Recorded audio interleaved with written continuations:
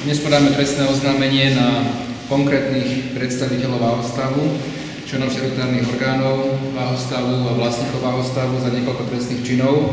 V prvom rade trestný čin podvodu, takisto trestné činy poškodzovania veriteľa, zvýhodňovania veriteľa, marenia konkurzného vyrovnacieho konania, pretože celý proces reštrukturalizácie vyzerá byť, že je podvodný.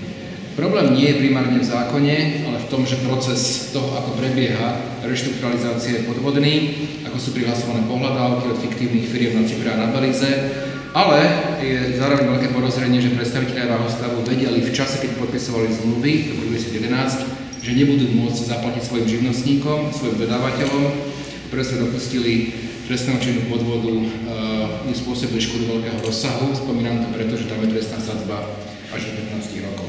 Robert Fico tvrdí, že niečo mala meniť Radičová vláda, tak chcem mu týmto spôsobom pripomenúť, že už 7 rok vládne.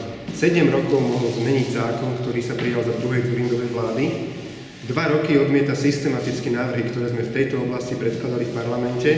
A dnes zrazu na tlačovke tvrdí, že tie návrhy, ktoré sme predkladali a ktoré systematicky poslanci Smeru zamietali, takže Smer ide zrazu predložiť.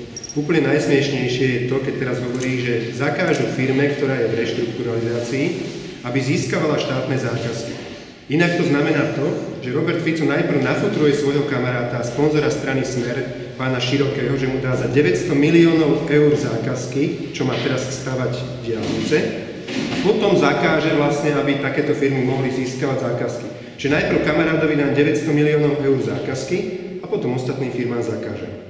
90 živnostníkov, 4,3 milióna eur. No čo to je? Možno pre Roberta Fica a pre jeho mecenášov sú to len drobné náklady. Ale tí ľudia reálne pôjdu do krachu a reálne prídu o svoje živobytie. Zároveň Robert Fico dokumentoval, kto je vlastne jeho triednym nepriateľom.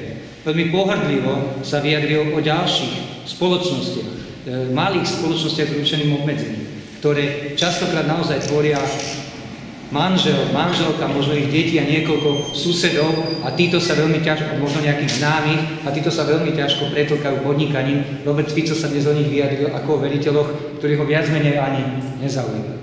Dnešné trestné oznámenie, ktoré teraz podáme, je len jeden z ďalších medzikrokov. My budeme pokračovať v tom, aby táto kauza jednoducho nezaspala, a o ďalších krokoch vás budeme v blízkej budúcnosti informovať.